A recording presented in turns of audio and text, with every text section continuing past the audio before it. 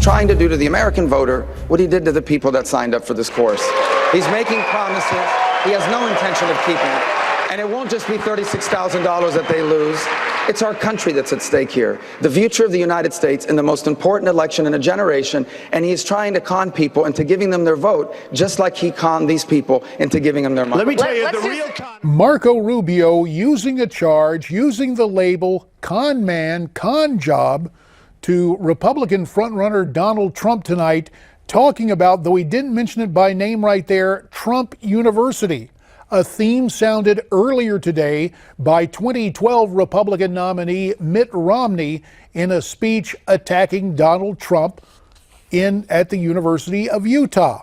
All of this intrigue around tonight's debate and the race for the Republican nomination as we continue our coverage here on Newsmax TV. Let me welcome back via Skype from New York City, Betsy McCaughey, the former Lieutenant Governor of New York, and from San Antonio, Texas, nationally syndicated talk show host Joe Pags Pagliarulo. So, Joe, whatever we want to call it, it's still going on. The establishment, to put it mildly, does not like Donald Trump. I don't think they took him very seriously for a long time, and now they're scared to death. He's got more delegates than anybody else, although Cruz is closer than people think. He's within about 90 or so. But he's well on his way. He's on a path to winning the nomination.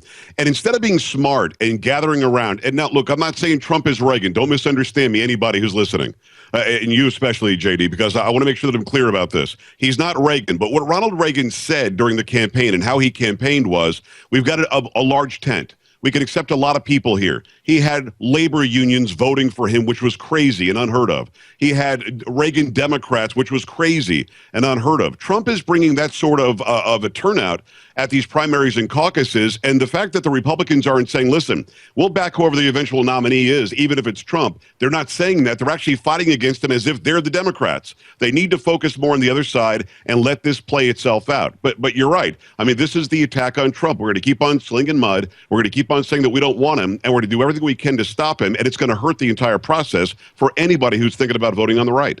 So, Betsy, only 2 minutes remain here, and if Donald Trump does in fact become the nominee, how on earth can he bring about party unity with so many members of the establishment saying no?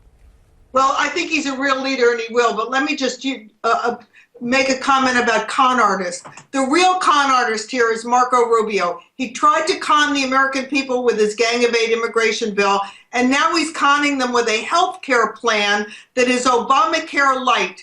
It will send checks to everybody who wants to buy health insurance, but then the government is going to tell you exactly what kind of health insurance you need. It's going to dictate to your doctor. It's going to be the same top-down, Washington-controlled health plan we have now. Marco Rubio was the one who's conning the American people with his leftist ideas.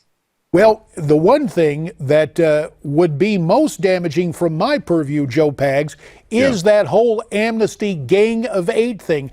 I was surprised, quite frankly, that Donald Trump, Ted Cruz, and others really didn't bring it up. It was left to the Fox moderators. About 40 seconds, Joe. I'm a Cruz guy, but I'm going to vote for the eventual nominee. I'm telling you, my biggest problem with Rubio, even if he is the nominee, is that he's never, ever, ever, never, for me, a conservative guy in America, he's never answered the question that makes any sense to me with his answer. Why did you sponsor that bill? Why did you push for citizenship, a path to it, for illegal immigrants? And even tonight when Megyn Kelly asked him, he still didn't give a good answer. He still, to this day, has not disavowed that stance that he took in the Gang of Eight bill. That's a big problem for him. Another big problem. His health plan is Obamacare light.